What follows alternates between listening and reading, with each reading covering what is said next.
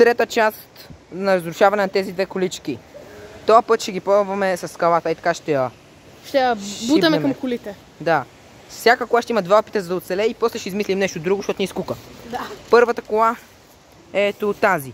В предишния път я очукахме много добре. Отстрани боята, капакът вече не се затваря отпред. Но честно казано друго няма, все още върви. Има пукнатина на стъклото. Добре, това е ново, не съм го видял в предишния епизод. Ефтината почти нищо не се вижда, освен че понякога хлътват колелата. Да. Но сега с тухлата имам чувство, че тя ще се пукне. Точно така. Здравата може и болата да се съсипва, но мисля, че ще оцелее. Тъй, че Алекс... да почваме, какво да казвам сега? И на здравата вече задните колела не се въртят така добре. Това е малко зле за нашия фаворит. Не, чак. Но компетицията може и да победи, кой знае. Айде, тръгваме. Добре, хора. Ще правим така. След което ще измислим нещо друго. Два пъти ще има два пъти. 3, 2, първо скъпата. 1. Мисля, че... Чакай. Огъна се. Дай. Мале хора. Виждате ли как се огъна желязото е? Много яко. Следно е била в Demolition Derby. Отпред капака дали се затваря след това? Не се. Особено след това.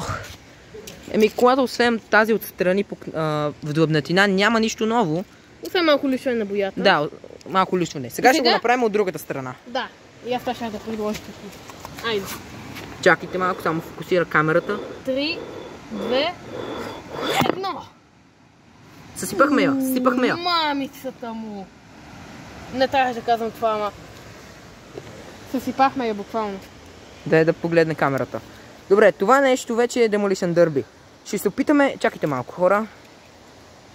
Гумите се въртат. Това е важно. Не ме интересува. Ако иска само гумите да е. Ако се въртат, е в играта. Не се въртят. Не ме интересува, въртат се лекичко. Ще го броиме за оцеляла. Не се въртят много добре. Така. Че не се въртат добре, но искам да направим още чаленджи. Още веднъж. Стига де. Вече я пребихме достатъчно. Отляво и отдясно. И сега... И сега ефтината, която сигурно че се пукне, мисля, че от пластмаса. Не, от метал си е, но не е много здрав. Пластмаса. Добре, 3, 2... 1. Предницата. Какво ти казах? Да, предницата съсипана. Тази кола официално е съсипана. Кой каза? Може би ако я стиснем, може да се оправи. Не, метапс, няма шанс. Имаме победител. Едва живеещата се Форд. Какво беше? Форд Мустанг? Не. Чарджер. Dodge Charger. Да, Dodge Charger. Успя да оцелее. Ще запазим тия коли като спомени от това видео. 3 епизода и намерихме победителя. Хайде да довършим тази кола. Finish him. Искаш ли? Готово. Не. Айде, какво ще кажеш? И добре.